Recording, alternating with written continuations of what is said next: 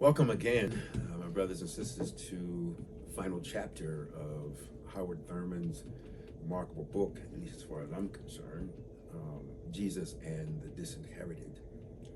The final chapter, Dr. Thurman's central theme is the religion of Jesus is all about love. He started out with this simple teaching in these words: Hear, O Israel, the Lord our God is one Lord, and thou shalt love the Lord thy God with all thy heart, with all thy soul, with all thy might, and thy neighbor as thyself. What he says is, when the neighbor is defined, then one's moral obligation is clear. He tells the story of the Good Samaritan. When a man responds directly to human need, which goes across the barriers of race, class, and condition. In other words, every man is potentially every man's neighbor.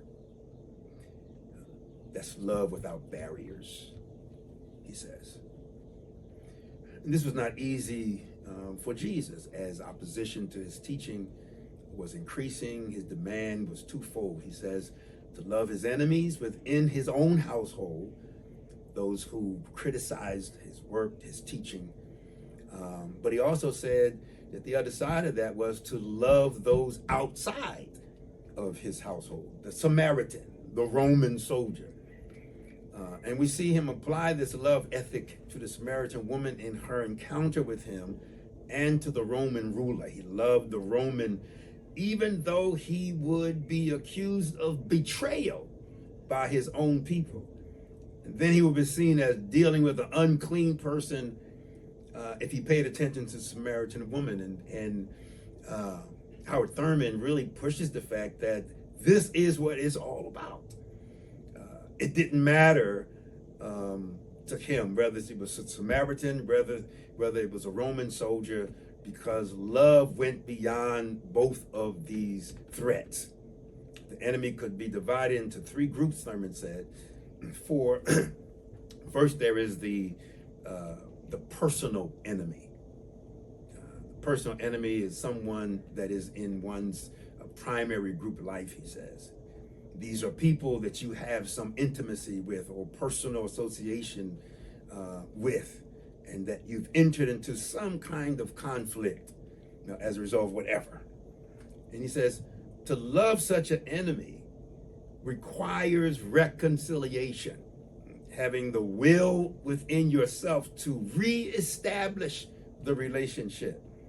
It also involves confession of error and seeking to be restored. This is what Jesus had in mind when his charge to be reconciled before bringing a gift to the altar. It is this type of enemy the disinherited finds easiest to deal with. They accept with good grace the part that they must deal with the rifts in their own world first. The teaching in the white church carries a very narrow view of love, however. For them, Thurman says, they are taught to love those who have a natural claim upon them. And to those who don't have such a claim, he says, there is no responsibility to love. The second kind of enemy he talks about comprises those persons who, by their activities, make it difficult for the group to live without shame and humiliation. For Jesus and the Jews, the tax collector would have fallen into that category. They were the hands of the Roman authority. They collected the taxes that kept alive the oppression of the Gentile rulers. To be required to love such a person was an insult in Jesus's community. Just to be seen in their presence meant a loss of status. When Jesus became a friend to the tax collector and secured one as his intimate companion, that even after 1900 years, it defies rational explanation. However, the argument for loving such a person was that they too were children of Abraham. So God required that Israel be one people, even as he was one. All underprivileged people have to deal with this kind of enemy. There's always those who seem to be willing to put their special knowledge at the disposal of the dominant group to facilitate the tightening of the chains, Thurman says. They are given position, status, and income. And to love someone like this requires the uprooting of the bitterness, he says, of betrayal. In every ghetto, in every dwelling place of the disinherited through the ages, these persons have appeared. And Jesus demonstrated that the only way to redeem such a person was to penetrate their thick resistance to public opinion and to lay open their hearts. This man is not just a tax collector, Jesus said, but he is the Son of God. He is a Son of God. It was out of this struggle that Jesus says, love your enemies, do good to them which hate you.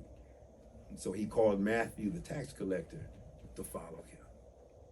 The third type of enemy, Thurman says, was exemplified by the Roman citizen, Roman soldier, Roman government. The elements at work here were both personal and impersonal. They were religious and political.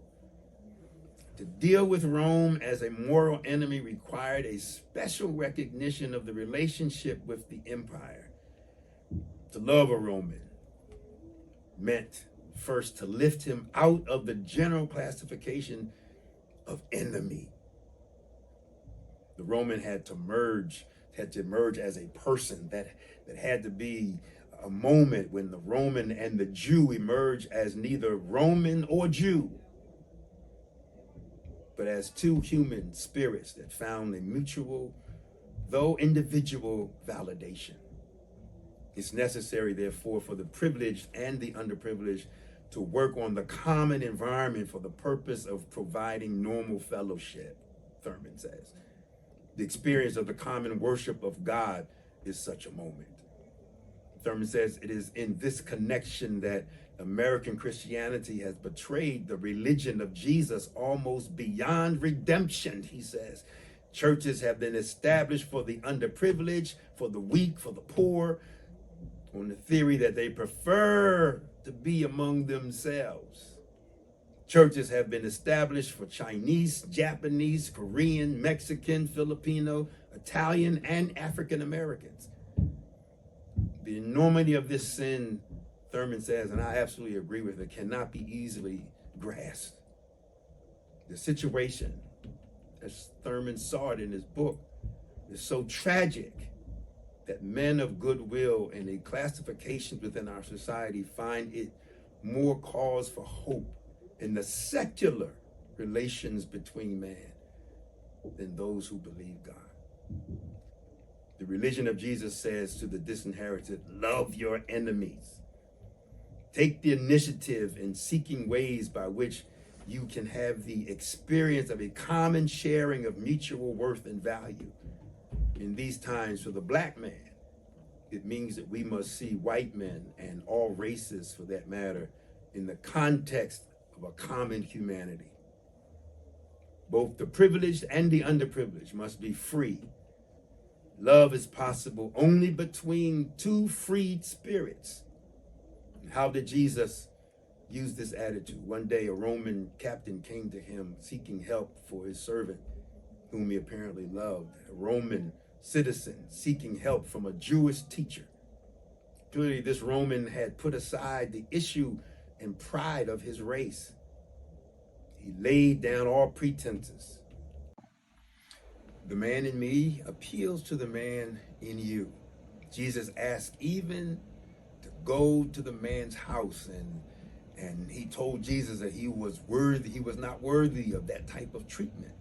Jesus had not healed the man's servant only, but testified that he had not found this type of faith in Israel. The final barrier had been removed between the strong and the weak, between the ruled and the ruler.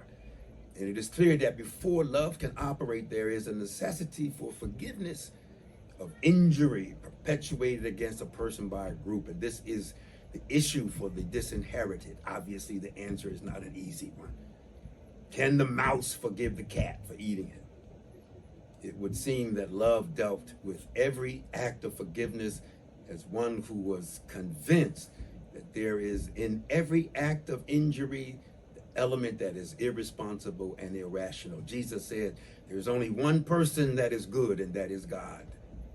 In his teaching that we should forgive 70 times 7, there seems to be the assumption that forgiveness is mandatory for 3 reasons, and we're done. Forgiveness is mandatory for 3 reasons, Thurman says. First, God forgave us again and again for unintentional and intentional things. Second, no evil deeds represents the full intent of the doer. This, the evildoer, does not go unpunished. Life is its own restraint, Thurman said. Our deeds track us down, and the doer and the deed will finally meet. What then is the word of the religion of Jesus to those who stand with their backs against the wall? They must recognize fear, hatred, deception, each for what they are. Having done this, they must learn how to destroy these who render themselves immune to their domination. The disinherited will know for themselves that there is a spirit at work in life and in the hearts of men which is committed to overcoming the world. Thank you for joining us. We'll see you in the next book.